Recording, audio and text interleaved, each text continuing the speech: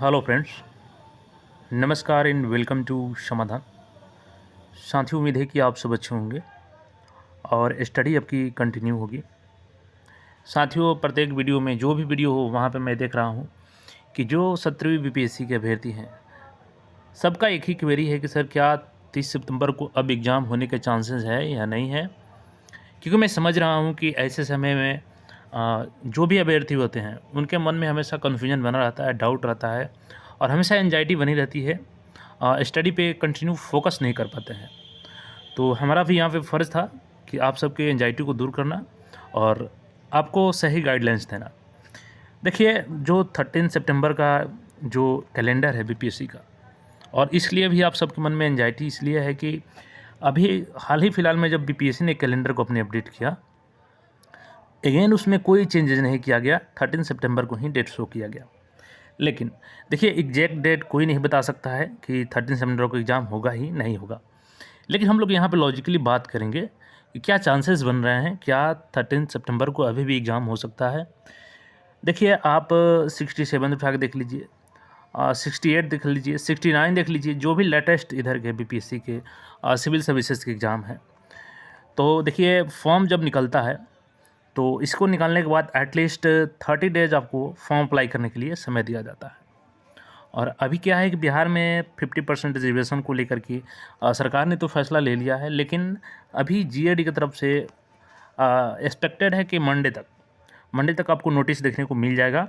जो 50% रिजर्वेशन का है वो गाइडलाइंस आ जाएगी। उसके बाद सभी डिपार्टमेंट्स को लेटर लिखा जाएगा जो 50% रिजर्वेशन है उसके अकॉर्डिंग वैकेंसीज देने को। अगर मान लेते हैं कि इन सारे कामों में अगर तेज़ी करके भी विद इन 1 वीक लेटर जारी होने के विद इन 1 वीक के अंदर भी नोटिफिकेशन अगर बीपीएससी के द्वारा जारी कर दिया जाता है, जो कि थोड़ा इम्पॉसिबल लगता है, लेकिन फिर भी हम लोग मान लेते हैं कि विद इन 1 वीक भी नोटिफिकेशन जारी कर दिया जाता है, तो अभी लगभग हम लोग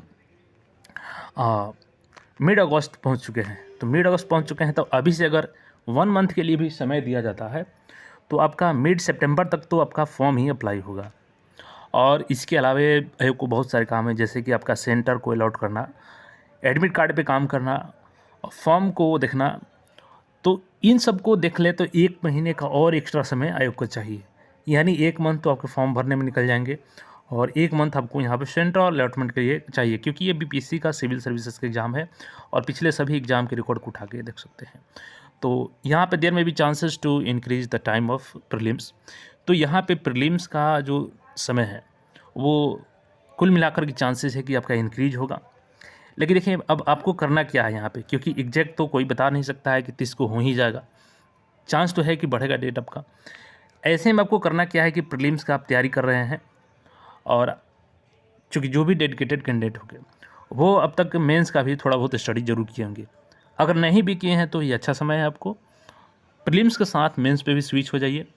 और अगर अब तक आपने नोट्स नहीं बनाया है तो पहले आपको अपने नोट्स पे काम करना होगा। देखिए, क्योंकि भले ही आपका ये प्रीलिम्स आगे खिसकता है, लेकिन देयर में भी चांसेस कि आपका मेंस में कम समय मिलेगा। मेंस में आपको ज़्यादा समय नहीं मिलेगा, क्योंकि बीपीएससी अपना कैलेंडर को फुलफ़िल करना चाहेगी। तो प्रीलिम्स तो भले आपका आगे चला जाएगा, लेकिन मेंस में आपको कम समय मिलेगा। तो अभी यही समय है, गोल्डन अपॉर्चुनिटी आपके पास ये है कि अगर मेंस बिल्कुल भी आप नहीं देखे हैं तो अभी से मेंस पे काम शुरू कीजिए और आंसर राइटिंग प्रैक्टिस पे ध्यान दीजिए। साथ ही साथ प्रीलिम्स को, दोनों को पैरेलल लेके चलिए। और बाकी जो आयोग को करना है वो तो आयोग करेगा खुद।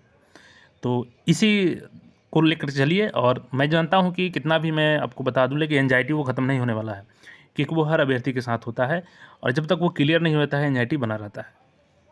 तो अभी यही करें आप, फोकस करें स्टडी पे, ज़्यादा आपको ध्यान भटकाने की ज़रूरत नहीं है। मेंस प्लस प्रीलिम्स दोनों ध्यान में रख करके तैयारी करें। बाकी जब नोटिफिकेशन आ जाएगा उसके बाद फिर केवल प्रीलिम्स को देख लीजिएगा।